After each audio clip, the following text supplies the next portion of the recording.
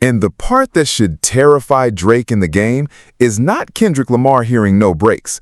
It's the second fans realized Drake barely touched the record, Whack 100 was already talking about a Compton video, and the whole rollout started looking less like a victory lap and more like two artists trying to borrow heat they did not create.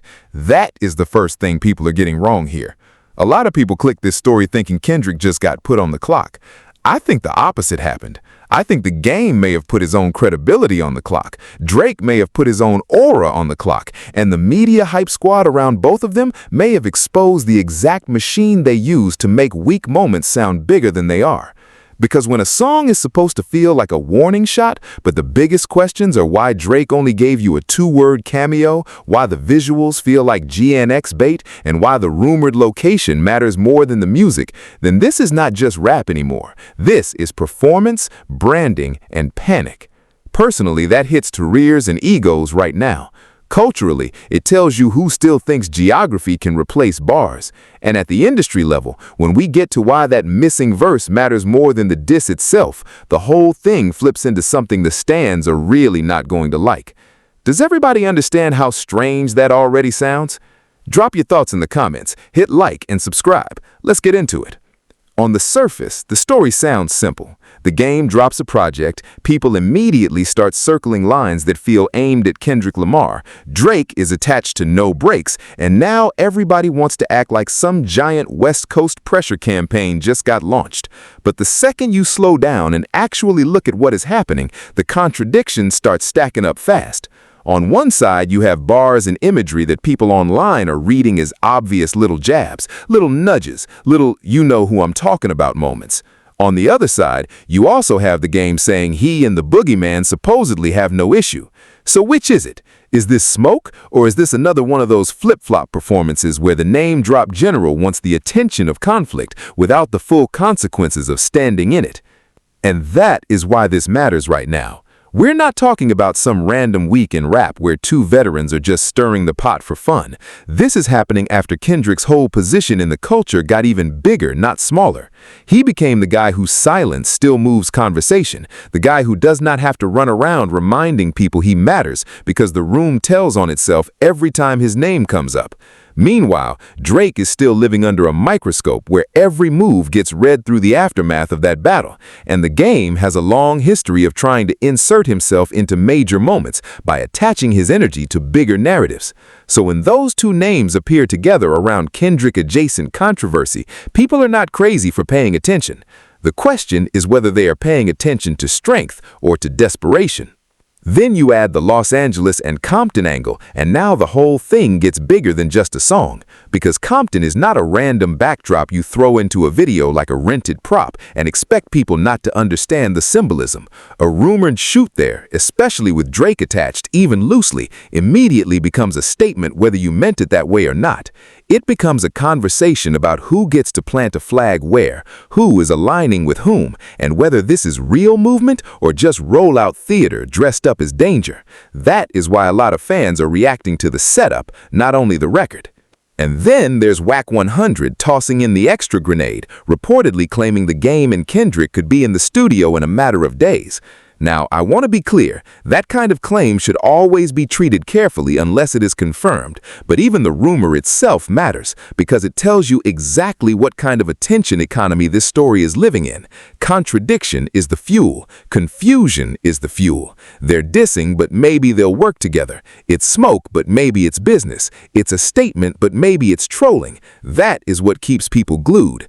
So the real question is not whether people are talking. Of course they are talking. The real question is whether this entire moment was built to say something powerful or built to keep Kendrick's shadow hanging over people who still need his name to make their rollout feel alive. Start with the most obvious evidence, because this is the one nobody can dance around. Drake's presence on No Breaks became the headline, but the amount of Drake actually on that record is what blew the whole thing up for the wrong reasons. People expected a feature. People expected a verse. People expected at least enough participation to justify the way some accounts were trying to frame this as a move. Instead, what a lot of listeners heard was basically a cameo so thin it felt like a placeholder. And that matters. If this was supposed to be a real alignment, if this was supposed to be a serious statement, why does the biggest artist attached sound like he barely unpacked his bag? Why are people joking that he said less on this record than artists people clown for having tiny guest spots?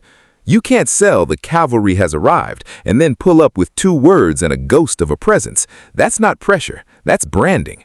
And the reaction to that first piece of evidence was immediate because fans know what a real cosign sounds like. A real cosign is investment, it's energy, it's bars. It's an artist saying, "I'm standing in this record with you." This felt more like, "Here, take my name and do what you can with it." That's a brutal difference, and it tells you something right away about the hierarchy in the room. The game may be loyal, loud, and eager to show where he stands, but what did he really get in return? If a man is jumping into narrative war for you and the best you can do is a 2-word stamp, that is not brotherhood. That starts looking like one-sided usefulness. Be honest with me.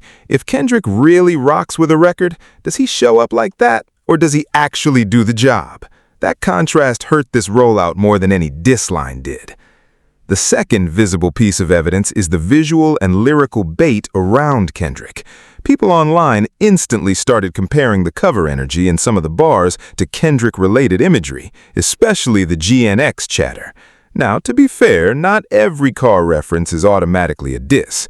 Not every West Coast visual is a coded message. I want to give that counterargument its due, because basic channels skip nuance and then wonder why nobody trusts them. But come on now, when you pair that kind of imagery with bars that people are obviously going to connect and then sprinkle in lines about the boogeyman while also claiming there is no issue, you are not accidentally creating a narrative. You are curating one. You are setting up a plausible deniability rollout where the fans do the accusing for you, while you get to lean back and act shocked that anybody took it that way. That is old-school bait, manufactured ambiguity. If there is no issue, why keep knocking on the same door? And the third piece of surface evidence is the Compton angle itself. Publicly, the idea of a no breaks video being shot there started traveling almost as fast as the song did. That should tell you everything. The location became the story, not the songwriting, not some earth-shattering verse, the location. And if the setting is outgrowing the music, that means the music is not carrying enough weight on its own. The rumor works because Compton is not neutral in this context. It immediately triggers memory, politics, pride, and tension. It asks people to imagine who is welcome, who is protected, who is testing a boundary, and whether the whole thing is supposed to feel symbolic or confrontational. If a rollout needs borrowed geography to raise the stakes, what does that say about the actual record? Exactly. Then you have the public media reaction, and that was its own circus. Some streamers and reaction voices were trying very hard to treat this like a monumental West Coast statement, but even that looked shaky in real time. People were picking up on forced excitement, on that overperformed "this is crazy" energy that sounds less like genuine shock and more like someone trying to coach the audience on how important a moment is supposed to feel. You know the vibe. A record comes on, the face says classic, but the body says, "I'm selling this harder than I'm feeling it." That disconnect matters because media amplifiers are usually the first people to tell on a weak rollout. If the reaction feels engineered, fans notice. And the comments did notice. A lot of them were not debating whether Kendrick should respond. They were debating why the song sounded mailed in, why the feature felt lazy, and why this whole thing sounded like it was being inflated by pure agenda. And that is why the surface layer is already rough for the people trying to push this as some catastrophic shot at Kendrick. The record did not land as cleanly as the hype suggested. The imagery felt a little too intentional to be accidental. The Compton angle threatened to overshadow the music entirely, and the loudest boosters around it made the moment look even more fabricated. If this is the visible level, just the stuff anybody can hear, see, and compare, then what happens when you start looking at how the culture itself reacted? Because that is where this gets even worse for the rollout princes. And oh, do I have more for you, because the stands are really not gonna like this part. The surface evidence was already enough to make this whole thing wobble, but once you get into the cultural reaction, once you get into how people close to the ecosystem and the fan communities actually processed it, the picture gets ugly fast. And I'm not even talking about the loudest troll pages yet. I'm talking about the fact that the conversation kept drifting away from Kendrick is in trouble and straight toward why does this look so forced? Just wait until we get to the insider chatter, the TDE adjacent reactions, and that studio rumor, because that is the exact moment this stops looking like offense and starts looking like fishing. The first cultural tell was that people around the broader West Coast conversation did not react like they had just witnessed some untouchable strike. The vibe, based on what was being circulated, was more confusion, jokes, and side-eyes than fear. That matters. In rap, the first public temperature check is everything. If the culture smells danger, it moves one way. If it smells performance, it moves another. And a lot of people smelled performance. Some were clowning the idea that this was supposed to shake Kendrick at all. Others were fixated on how contradictory the game looked, throwing little references here, then backing off there, then stepping forward again through symbolism and friend of a friend energy. The flip-flop king was not being read as a fearless truth-teller. He was being read as someone circling a bigger orbit, trying to touch heat without getting burned. The third cultural layer is the reaction from people fans associate with Kendrick's side of the world. Again, because I'm not doing live source verification in this version, I want to frame this carefully. What circulated widely in the discourse was not panic. It was dismissal. It was eye-roll energy. It was the world has gone crazy type energy, not we need to emergency respond energy. That distinction is huge. If a real threat creates tension on the target side, a weak provocation creates memes and shrugs. One looks like impact, the other looks like content. Third, the fans kept dragging the same issue back into the light, the Drake missing investment point. That point wouldn't die because it cut straight through all the smoke. People can argue all day about whether a line was a diss, whether a cover was a sub, whether a city choice is disrespectful or just strategic. But when the artist who is supposed to supercharge the record barely shows up, the audience immediately starts asking the most disrespectful question of all.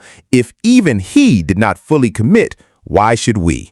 That is devastating. That is not just criticism of the song, that is criticism of the confidence behind the song. And once the fans start framing a rollout as half-hearted, it is almost impossible to bully that back into legitimacy. Now, the strongest counter-argument here is the one some people will throw at you like it solves everything. They will say, it's just a West Coast record. It's not that deep. Maybe the Drake part was intentionally minimal. Maybe the Compton talk is just aesthetic. Maybe the game is just being the game. Fine, I hear that, and if this were one isolated detail, I might even buy some of it. But it is never just one detail, is it? It is the minimal feature, plus the baited imagery, plus the boogeyman contradiction, plus the Compton chatter, plus the constant push to make the audience read it as a move. Patterns matter more than excuses. Once the same rollout keeps using ambiguity, proximity, and symbolism instead of direct conviction, the explanation gets weaker, not stronger. And then you get to Wack 100 reportedly throwing out that the game and Kendrick could be in the studio zone, and that is where the cultural layer turns almost absurd. Because whether that claim was serious, strategic, or pure chaos, it did exactly what it was designed to do. It kept the story unstable. Think about it. In one breath, you have a record people are reading as pressure. In the next breath, you have a rumor that suggests possible collaboration, or at least proximity. That is not clarity. That is attention engineering. That is keeping every side of the audience emotionally invested by refusing to let the narrative settle. Fans who want beef, stay locked in. Fans who want peace, stay locked in. Fans who just want mess, definitely stay locked in. It is brilliant chaos if your goal is conversation. It is a terrible look if your goal is to appear solid. So by the time we leave the cultural layer, the problem is obvious. The people trying to sell this as a commanding statement are fighting against the actual emotional read of the culture. The culture did not respond like Kendrick had been cornered. It responded like a lot of grown men had figured out that Kendrick's name is still the easiest way to make the room turn around. And that is the hard gear shift right there. Because once you see that, you have to stop treating this like a normal rap moment. Now we have to talk business. Now we have to talk media incentives. Now we have to talk about why a record can be underwhelming musically and still massively useful to the people pushing it. Now, stop. Forget who won the comments for a second. Forget which fan base is screaming louder. This is business. The first systemic angle is what I call borrowed stakes economics. When the music itself is not strong enough to dominate the conversation, the rollout has to import stakes from somewhere else. That somewhere else can be another artist, another city, an old feud, a coded visual, a rumored location, a messy live stream, or a fake countdown to some confrontation that may never happen. In this case, look at the asset mix. You have Drake's name value, you have Kendrick's gravity as the implied target, you have Compton as a symbolic location with instant emotional charge, you have the game's history of being willing to stir conflict, and you have enough ambiguity to let every blog, every channel, every fan page project their own version of the story onto the rollout. That is not accidental. That is packaging. Why is that powerful? Because in the attention economy, certainty is less profitable than tension.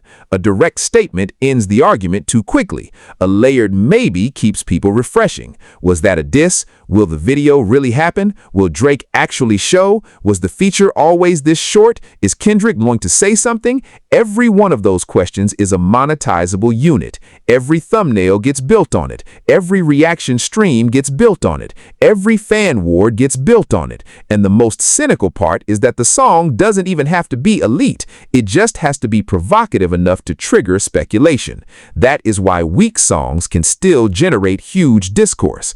The song is not the product. The conversation around the song is the product.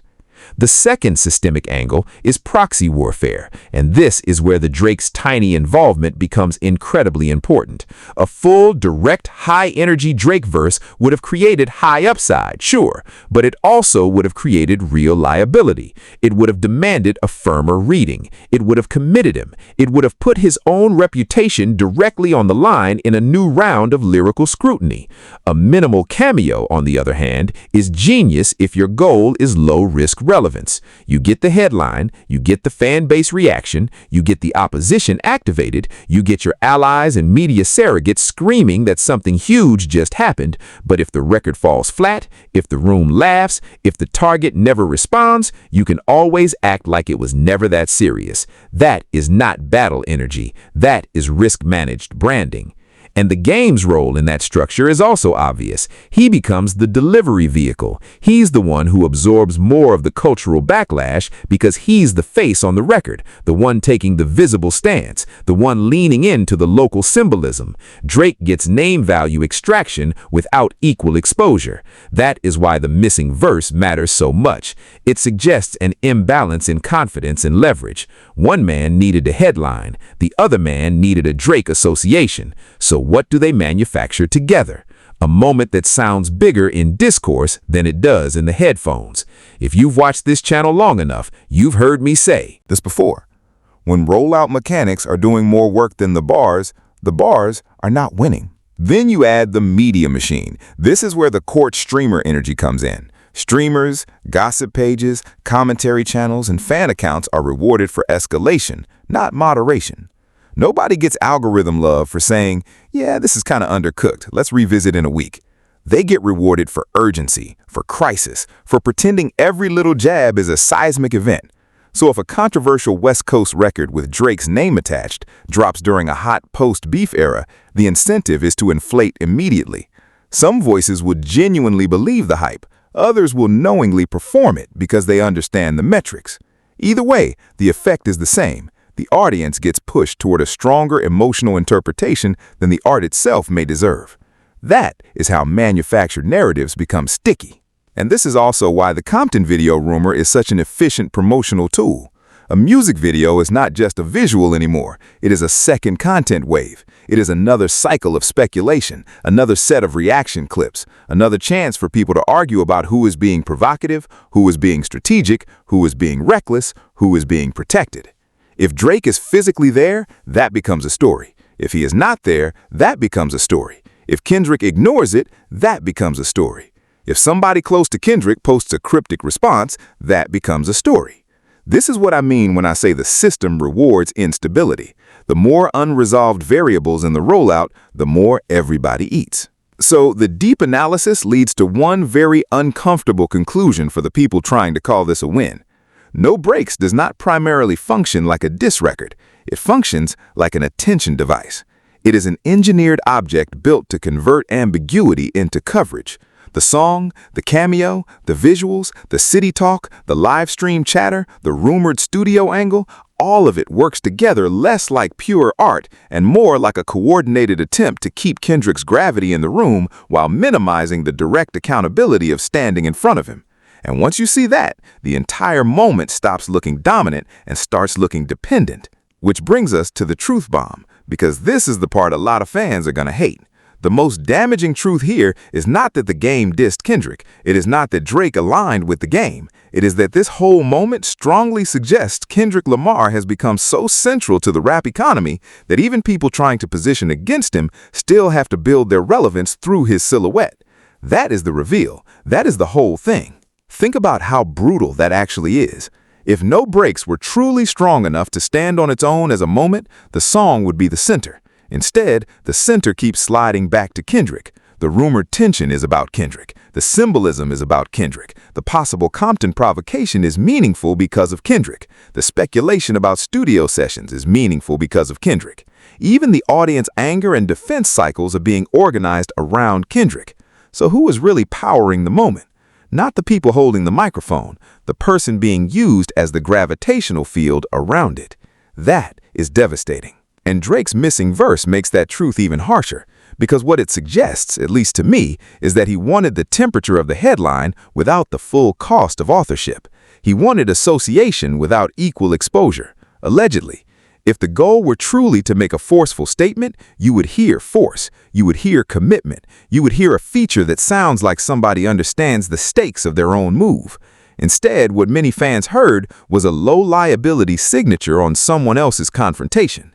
That is not command. That is caution dressed up as presence. The game does not come out of this clean either, because if you keep circling Kendrick through bars, visuals, and rollout symbolism while also trying to preserve deniability, you are telling the audience something whether you mean to or not. You are telling them the target is bigger than the attack. You are telling them the mention itself has more value than the mission.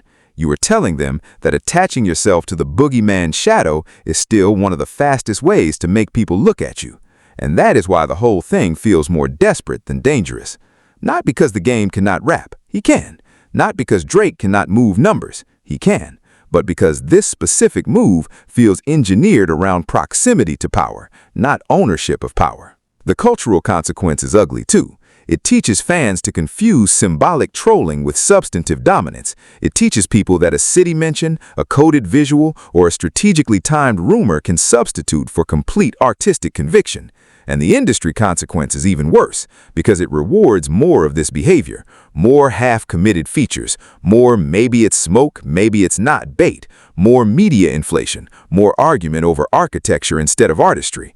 That is why I keep saying this is bigger than one record. It exposes a system where unresolved tension is often more profitable than actual resolution.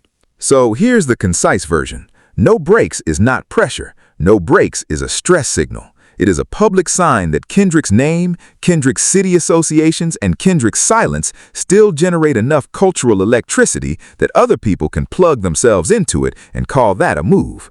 Once you understand that, the whole rollout stops looking like a knockout attempt and starts looking like evidence of dependency. And that is exactly why Kendrick Lamar is still the one standing tallest in this whole mess without having to run around shouting about it. The hero in stories like this is not the loudest person. It's the person whose position keeps being confirmed by everybody else's behavior. Kendrick is the one whose shadow organized conversation. Kendrick is the one whose silence made other people overperform. Kendrick is the one who did not need to drop a panic response, did not need to hop on a live stream, did not need to explain himself, and still ended up at the center of the narrative. That is power. Not internet power, not temporary hype power, cultural gravity. Walk it back. The first big clue was Drake barely showing up on the record. That did not make Kendrick look vulnerable. It made the move against him look undercommitted. The second big clue was the Compton angle taking over the conversation. That did not make Kendrick look cornered. It made the rollout look like it needed borrowed symbolism to feel dangerous. The third big clue was the fan and insider reaction landing closer to jokes, shrugs, and "what is this?" than to fear. Again, that does not weaken Kendrick. It strengthens the idea that he is now the benchmark other people keep measuring themselves against, whether they admit it or not. And this is the one-liner that crystallizes the whole story. One side needed a feature, a city, and a rumor. The other side needed silence. That is the scoreboard. Now, does that mean Kendrick has to respond? No. In fact, I think the strongest move may be doing exactly what he has already been doing, letting the room expose itself. Because every time somebody tries to manufacture urgency around his name without fully stepping into the fire, they reveal the same thing all over again. They reveal who is driving culture and who is chasing it. They reveal who can move the timeline by existing and who needs a whole engineered package to compete for one news cycle. And to me, that is why the right person is still winning here. Discipline beats desperation in the long run. Real gravity beats manufactured heat every time.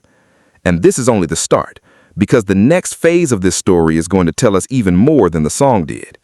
If that No Breaks video actually gets made around the Compton angle, watch what becomes the headline, not the record, but who shows up, who stays away, and how hard the machine has to work to make the visual feel more explosive than the audio ever did. If Drake appears fully, that means he is choosing deeper ownership. If he stays ghostly, that tells you the original reading was right. If Kendrick says absolutely nothing and the discourse still spirals, then the truth we talked about today gets confirmed in real time. So if you are tapped into this larger story, not just the fan wars, but the way the rap media system keeps manufacturing importance around the same names and symbols, make sure you stay locked in here, because we are going to keep breaking these moments down the right way.